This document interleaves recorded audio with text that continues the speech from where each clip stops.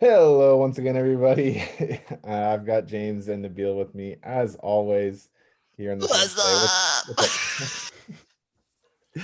Hey, Chris. All right, James. Nabil, Nabil, how is the move going? I know that you've been very busy with it, just based on your texting habits lately. But like, everything going well, at least.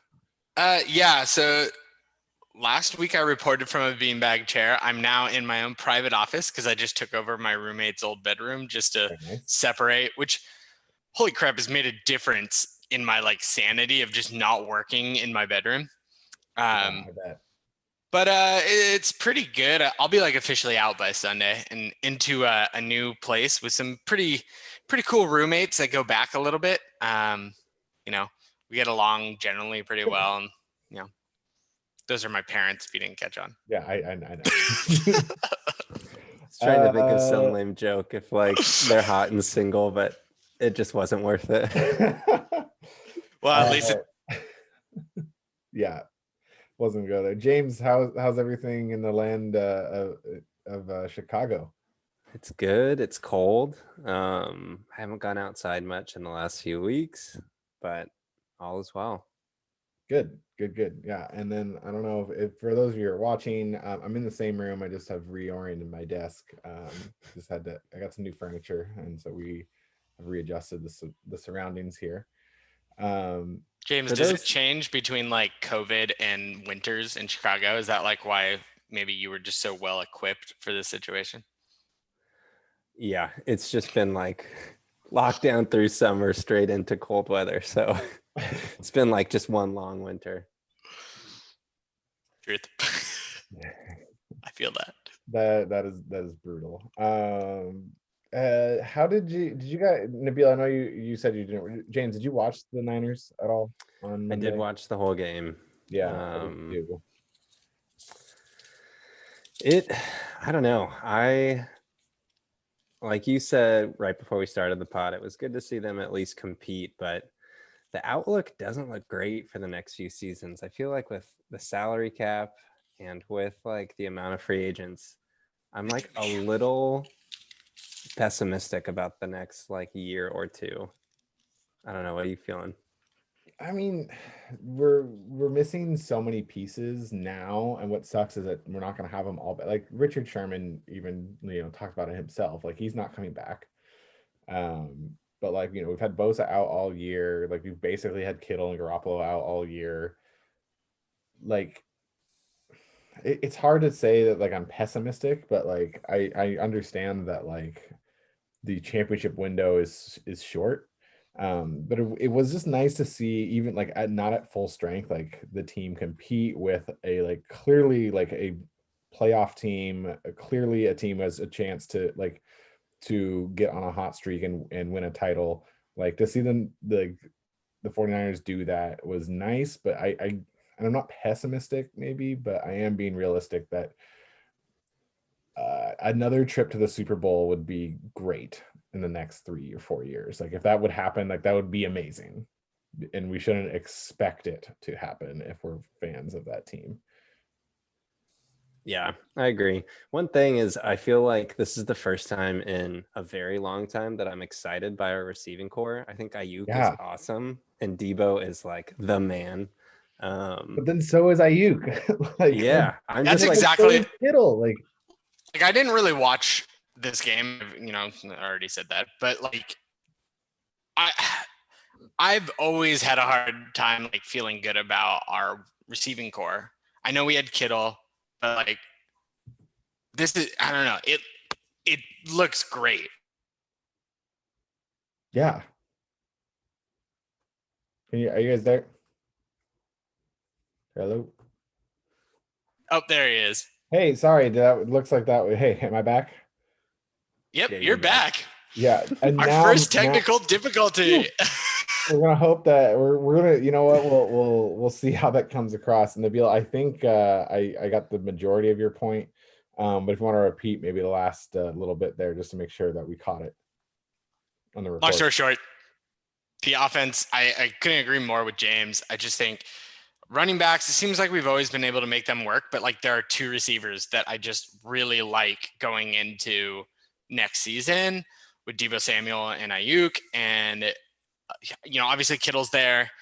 But it's something to be excited about. Obviously, my next thing that I want to see is a QB not named Jimmy Garoppolo. Other than that, I think our window's really short. Every window's short though.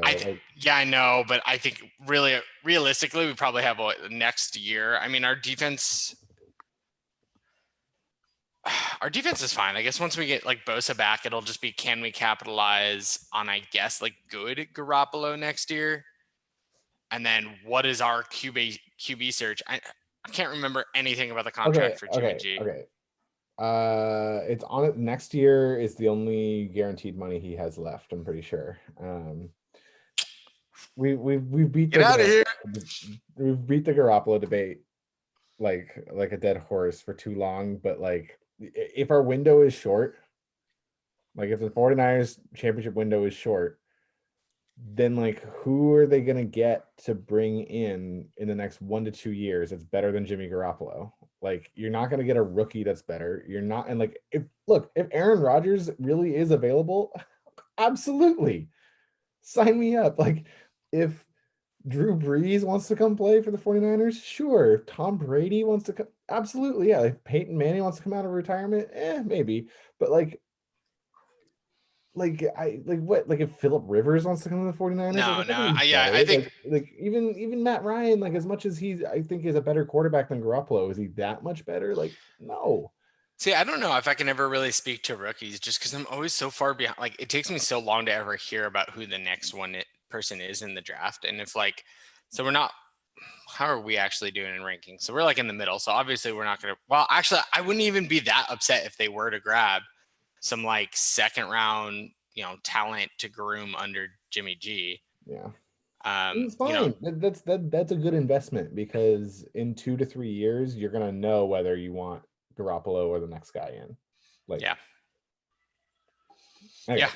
Anyway, one thing I want to talk about, I realized a few days ago that we had talked for a long time about like if we had a like guillotine league. There's a lot of conversation about what that actually meant. Nabil was confused. Nabil thought maybe it was just scoring under 100 got you cut. We tried to explain it to them. No, it's just whoever's the lowest score, right? The lowest score each week gets eliminated from out of the pool of teams who are left.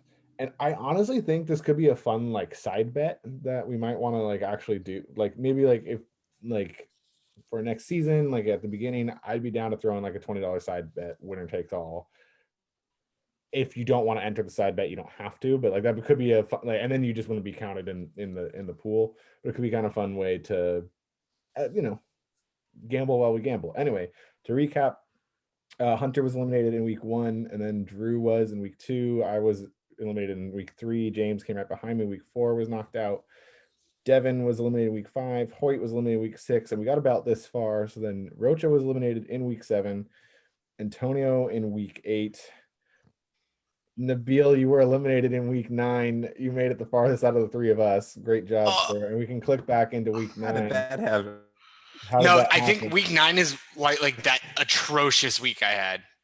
Week 9, where'd you go? Bye Brady. No, you actually not won, even. But there's just only 4 left. Oh, like so Spencer barely got you right here with like 3 more points. He barely beat you out, and then was eliminated the next week in week 10. Spencer put up an abysmal 87. That's me, but cool. Thank you. Oh, you have the same logo. Sorry. Yeah, thanks for calling it abysmal. I got it. I don't need to relive my failures. Even worse than your 87 was Spencer's 70.94, which when you're competing with the only 2 left were Travis and Kevin, it's not going to cut it.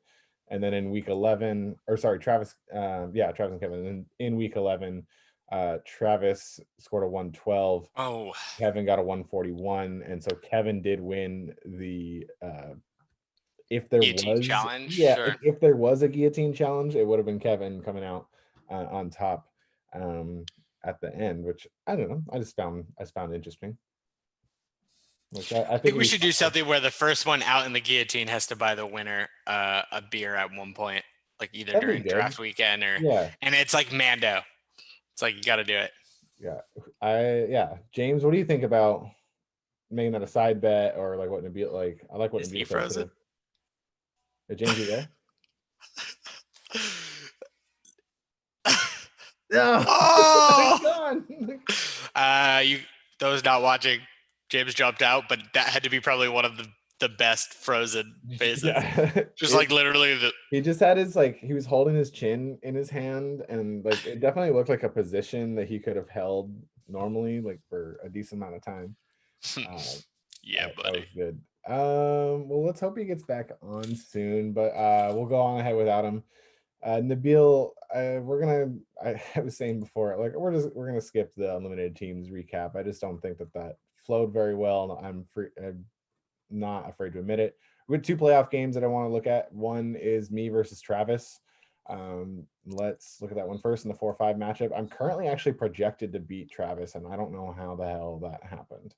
Like, I'm gonna be honest, my team is peaking at the right time, and I don't know how or why it all worked out, but it is.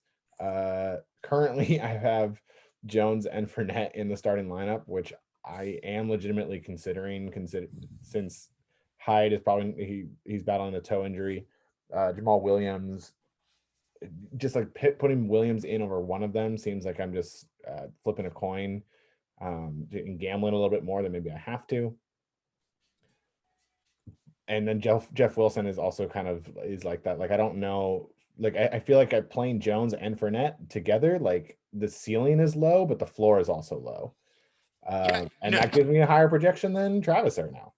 I mean, I think there's some interesting things in looking at this matchup, right? So you have, I mean, Waller, first of all, has been playing phenomenally, right? And so I think you're just gaining a lot of points at that tight end position, almost doubling the projection there.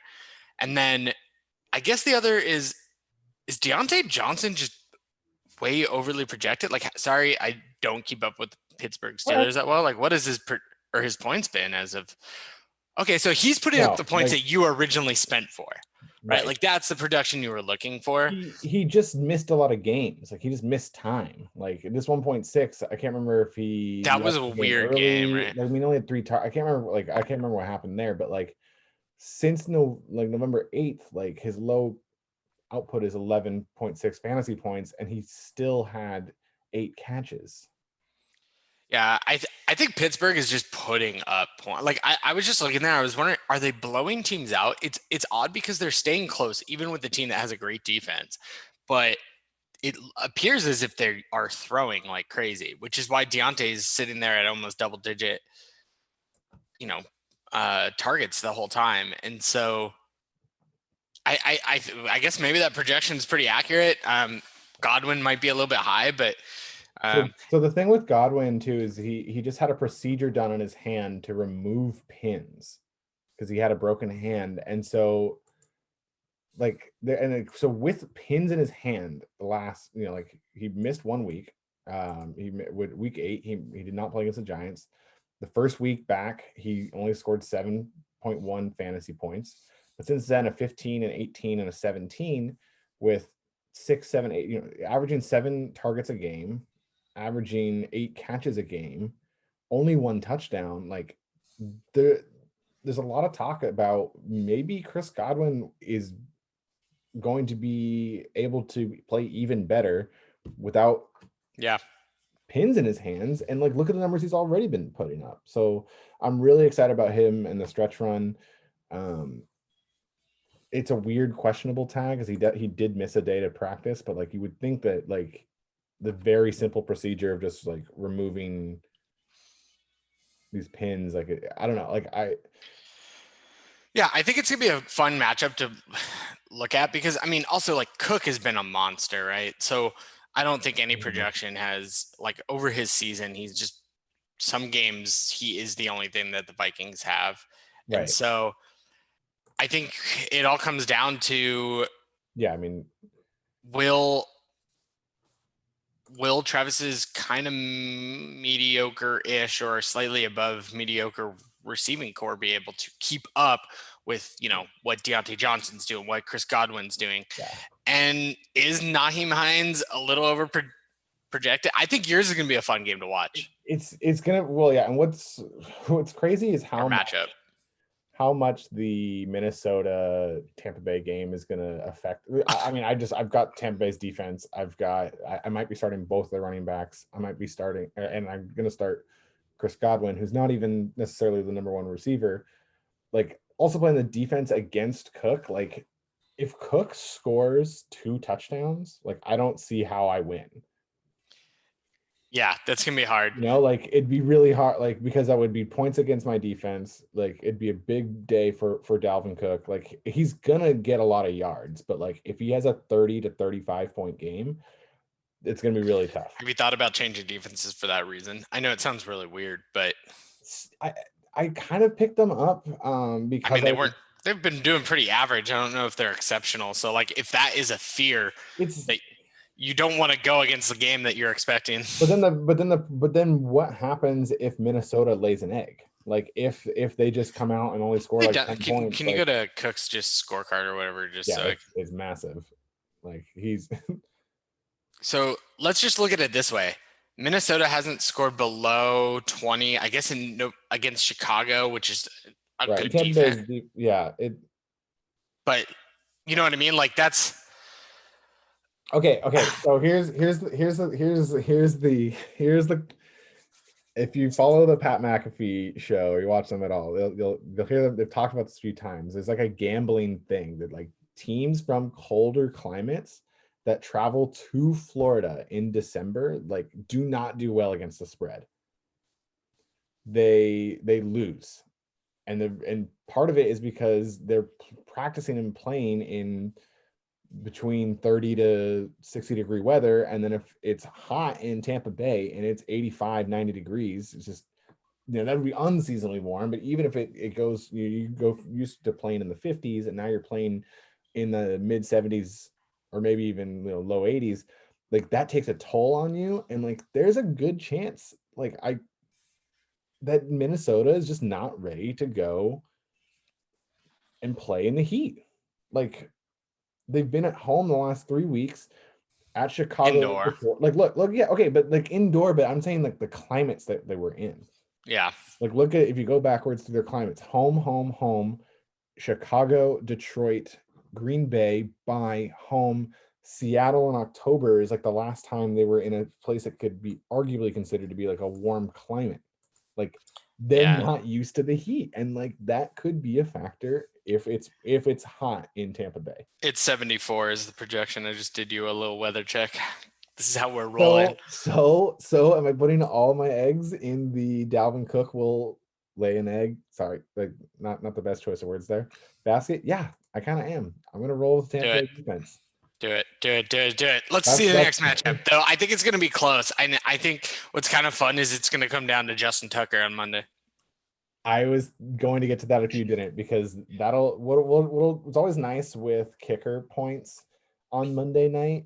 Like, if I have a small lead and Justin Tucker, like, just objectively, like, obviously I hope I have a huge lead come Monday, but if I have anywhere from like a 8 to 15 point lead or so, like, kicker points, like, are so easy to track. Like, you don't need to be looking at your phone, and like, like, you can just kind of, okay, like, Chris is up by 8 and Tucker hit a 42 yarder and an extra point, so like, that's 5.2 points, like, one more field goal and it's over. Like, just to be able to, like, kind of, just, you don't have to think too hard about doing the math. Like, I think what's also funny too is, so he has that, right?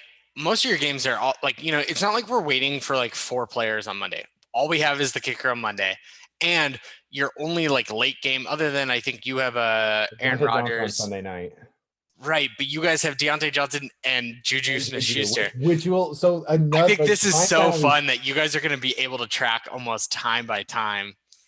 Like, if it's even, right? Like, say we're virtually tied going into the Sunday night game, it's gonna be a ton of fun to just, like, because basically, like, now, like, I need, or even if like I'm up by a little bit, so like, if Juju and Deontay play even, that like it comes out, like, the matchup between me and Travis is going to be fun to watch. Travis also right now only has 10 a.m. players starting. I do have My kicker at 125 and Aaron Rodgers. So and also Hines and Waller. So I should be behind after the 10 o'clock games are over. But then Travis doesn't have anything in the afternoon. So I'll be probably trying to chase him down with a couple players. Sunday night will be fun with the Pittsburgh Steelers receivers, and then it hopefully, I think for the common fan, all comes down to Monday night and seeing how Justin Tucker can bring it home. Like it should be easy to track. And I think I'm watching that because I finally have cable, so I'm going to be joining in on those chats for that, definitely for that Monday game. Just want to give an update to those listening who are concerned about James's well-being. Apparently, I just got a message saying our whole neighborhood's Wi-Fi just went down. So, oh, that's a bummer. It's back to the OG2 here. It is. So, and Nabil almost had to skip filming today, so that would have been. I'm glad you could be on here, Nabil. Thank you for making sure it wasn't just. You're welcome. I probably would have stopped. You're like, oh. Okay. I guess I'm done, guys. All right. Here's let's look at the other playoff matchup. So what's funny is, Travis and I are projected into the 120s. Spencer and Drew are projected into the 140s. Doesn't seem fair that they have to play each other, but they do, and that's that. What I mean, it's the same stuff that we always talked about with these two, but what stands out maybe more than usual to you about this matchup? So it's weird. We were just talking about Tampa Bay, and at least looking at their schedule, it looked like it was supposed to be kind of sunny. So I don't know why they have like this little storm warning or that it's supposed to be rainy. But I think that's a lot different. When you're talking about 70s and it's rainy, I think that's a whole different game than what I think Russell Wilson will need to be playing in, because I'm assuming the rain there must be like sleet or snow. Oh, no. Okay, so it'll be cold rain. So it'll be interesting. It will be raining. How the weather. 75% chance means it'll rain at some point versus a 40% chance means it's probably just going to be muggy and gross. Yeah. So I think what's going to be hard is like not that we're like the two people who should be talking about how conditions necessarily affect the game, but I think looking at the quarterbacks who, I mean, Brady has his on and off games. He's got, Drew's got Wilson with 5 points ahead there.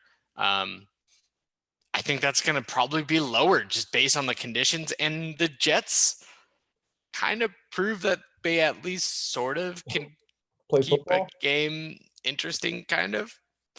But I mean, you have a very interesting game. That was like, I was actually sitting at the table, and me and my parents playing cards, and all of a sudden I jump up and what the, and they're like, my mom freaks out, like doesn't know what's happening. I'm like, did anyone just look at the TV during that second? Because that was like, that was 12 seconds left or something. It was that Hail Mary busted play. Oh my God.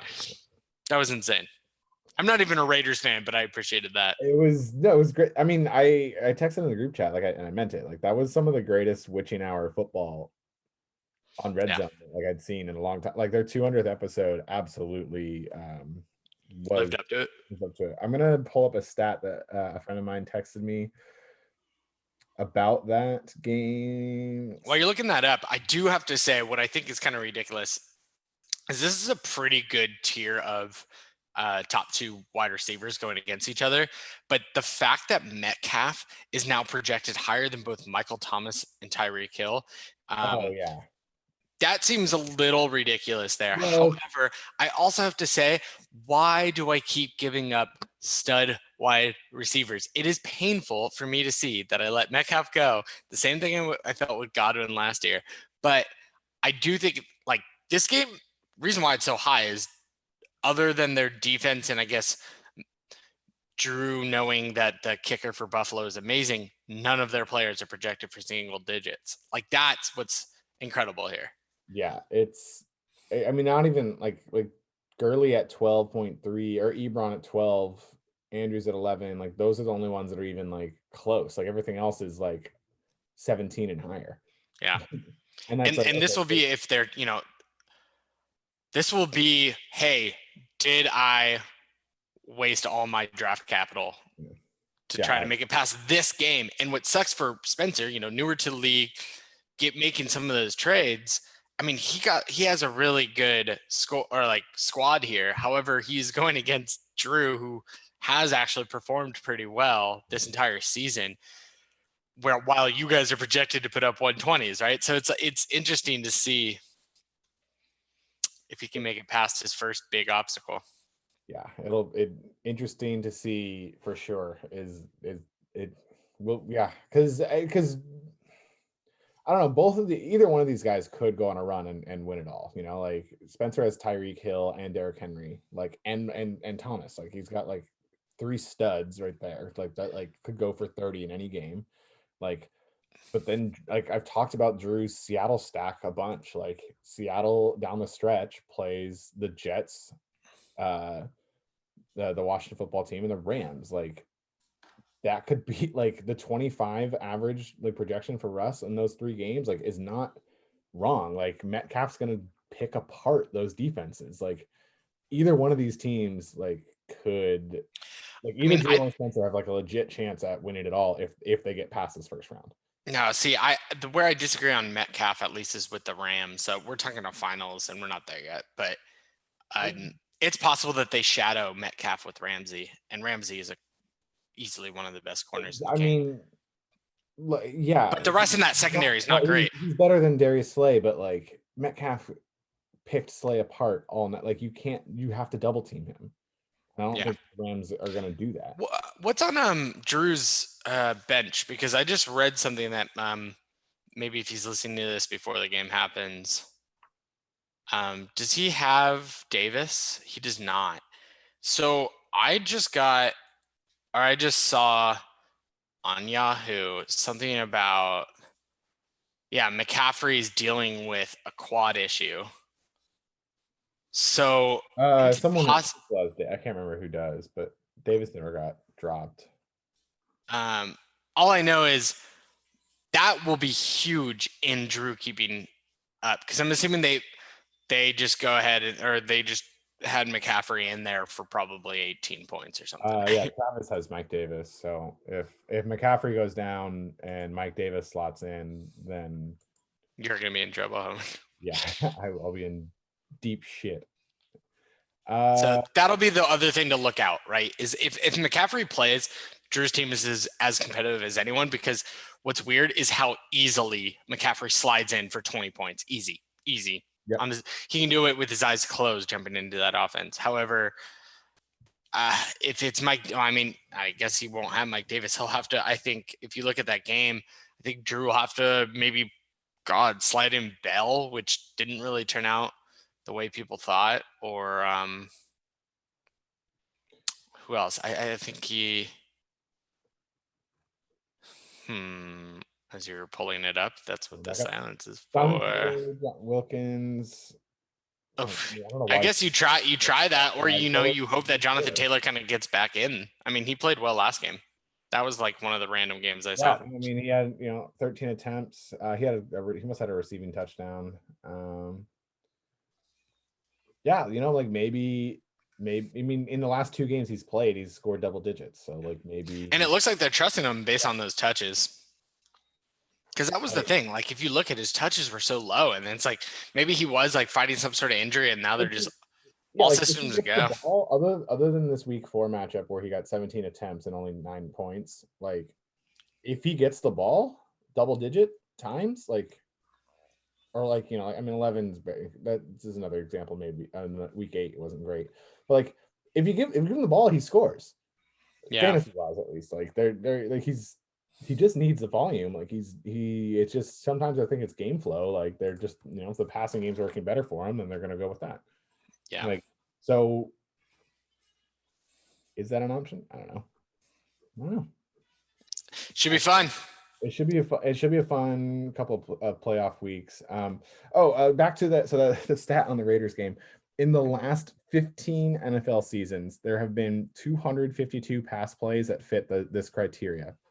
That it was less than 15 seconds to go. The offensive team was down between 4 to 8 points. So basically, they need a touchdown. Like a field goal is not going to work. And they've got at least 40 yards to go to score. On those 252 plays, this is the the Jets are the only team to send 6 pass rushers or more. Like, Oh yeah, I heard that. like, no, like, Yeah. like of course you're like the defensive coordinator is going to get fired. Like literally, it's just like, yeah, like that's just not what you're supposed to do. Like you cannot just play single man up, cover 0, blitz 6 in that situation. Like, what is wrong with you? Like I'm all for. Were they 4 points behind? I'm just, I don't remember exactly. I think they might have been. Yeah, I mean, Like, it's they kind of needed a questionable. It's like touchdown. allow them to run. I don't even know if they had a timeout, so they would have thrown. And I'm all about, like, there's too many times where like they play, like they just drop 7 or drop 8, play prevent zone only. I'm all no, like, be up in the guy's grill, like check him at the line of scrimmage just like it's any other route. Like make him work to get downfield, but also maybe like bring a corner blitz, like one guy, like, you know, rush 3 linemen and bring a corner, like mix it up. Like don't just have your 3 defensive linemen rush the quarterback and you drop 8 in a prevent and, you know, hope that you don't get Aaron Rodgers like get Hail Mary throw. an Aaron Rodgers Hail Mary throw. Like, but don't bring 6 and go man Yeah. up. Like, come on. Yeah, it was like, what are you doing? And great throw by Derek Carr. Also, like, you know, the Raiders definitely earned it, but like they got an easier path than man. No wonder he got fired. Like, no wonder. Like, it was so funny because I was also so I listened to Dan Le Batard's show, which is currently will be off of ESPN and they'll be free to do what they want at the end of or during January, which is an unnecessary plug there for a show that I listen to. But they were talking about how Gase probably won't even get fired anytime this year. It'll probably be, well, probably will need to be before the draft, but they might give him one more year, which just sucks for, I mean, they wasted Sam Darnold because I thought he was another guy who started off pretty well and then. I mean, yeah, you just never know. Like at some point, like you have to move past him just because it's like you can get a younger guy for cheaper, and it's not his fault that he's not very good, but like it's not your fault either. Only time to, you know, like, Yeah. like as an organization, you just have to move on. Like, sucks, but it's true. Sorry, but not sorry. Yeah. Okay, so we looked ahead to the playoffs. We got, of course, Kevin and Rocha are waiting back then, or in the semifinals. We've also got, we don't need to go into details about what's going on here, but it is you versus Devin, Nabil in one of the quarterfinals of the losers bracket. And then it is Antonio versus Hunter in the other one. Yeah, hold on. I feel bad for telling Antonio he clinched one of the buys, because I thought he did. That doesn't make any sense. Huh, well, sorry, Antonio, I miscounted how many 5 and 8 teams there were. I didn't realize James had a chance of winning. So actually, James and Hoyt, which is a little bit different than what I said in the group chat. James and Hoyt are the only 2 left who cannot finish in last place. So it's Hunter versus Antonio and Devin versus Nabil. The losers of those 2 matchups next week will be playing for the Frame of Shame Bowl, the Gersh, whatever we want to call it. There is, I hope. Have I shown you the license plate frame that I bought? No, but let's do it. Let's pull this thing out because let's unveil this live reaction. So this will be great when I go to Texas. Is it inverted for you? No, it's perfect. Okay, cool. I finished last in my fantasy football league. It's perfect. You know what? It could be worse. It could be so much worse than this. Travis, yeah, I'm excited to drive around Texas with it. Yeah. Are you? Because where? So you're gonna have to send me your address at some point. Like, do you want me to send this to Texas, or do you want me to? Yeah, just go ahead and send it there. Okay. Well, I guess you know what? We'll know. We'll know by 2 weeks from now. In 2 weeks? Yeah, we'll know. Oh no. A week and a half. Am I the only one with reliable internet? Oh no, I'm right here. Did I? Yep.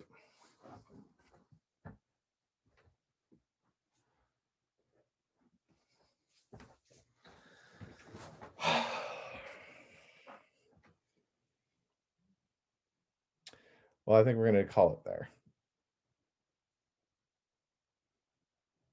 It's definitely my internet that went out, but oh well. Thanks a lot for listening, everybody. Good luck in the playoffs to Travis and the rest of you guys that made it with me. For those of you in the consolation bracket who are trying to avoid last place, also good luck. But hey, Nabil, there you are.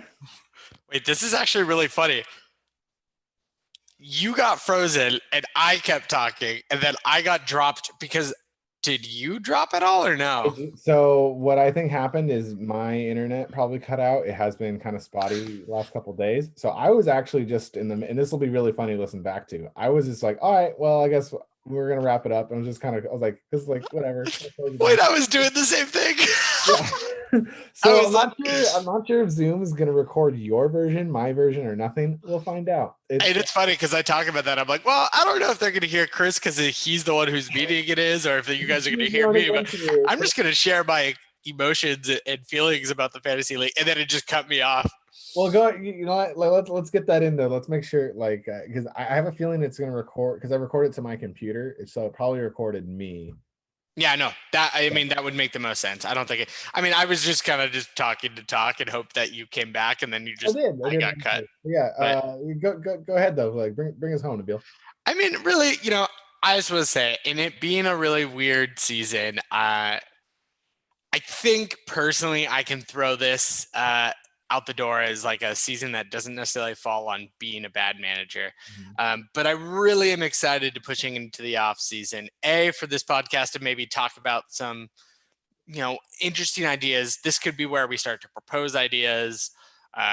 Yeah. But also, we don't necessarily have to do it as frequently, which is totally fine. But yeah, and then like talking about the trades that happen as we see them and stuff. So I'm excited. Know that I'm obviously more than ready to start trading again. But I know that we only have, a small window in August, so I'll have to be patient. Yeah, on that, I just want to piggyback off what you said, and then we'll actually wrap it up. I really hope that we keep doing this after the season is over. I'd like to bring more of you on every once in a while and maybe just like record a conversation, like whether it's you, me, and Nabil and James, just you and me, like just you. Like I would like to try to explore the podcasting ability that I think we're trying to build up here and just kind of record conversations about what like we want the league to do or just thoughts on the season. Starting with that, the one thing I definitely am going to say is if you qualify for the Splatty Bowl, expect a Splatty Bowl interview. Like I know I've talked to Rocha about this because he's been very likely to make the Splatty Bowl for a long time, and he said he was down. So Kevin, Drew, Spencer, Travis, and myself, just have that, like in the back of your mind, like just know that I think it'd be fun to do a preview of the Splatty Bowl. Do a little trash talk, that type of thing, and maybe we turned this instead of just like as much as any of you want to be involved, instead of it just being me, James, and Nabil, like that we actually do this a little bit more often with everybody, or at least like get everybody on here at least once a year just to do some trash talk. And if it means anything, I'm going to try to get my work to give me Filmora. So if you need some editing, so maybe people send some trash talk videos that we incorporate.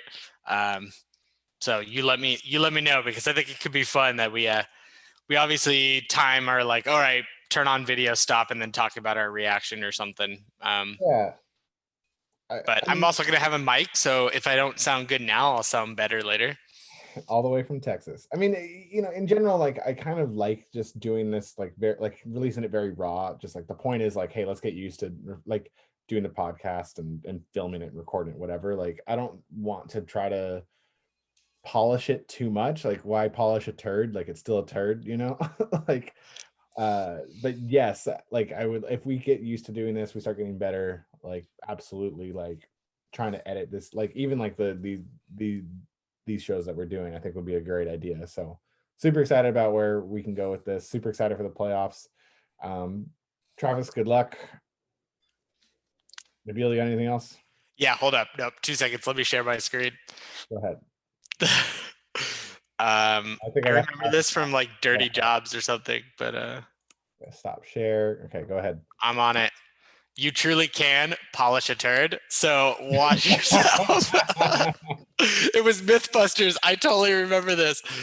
Look at this. Look at this.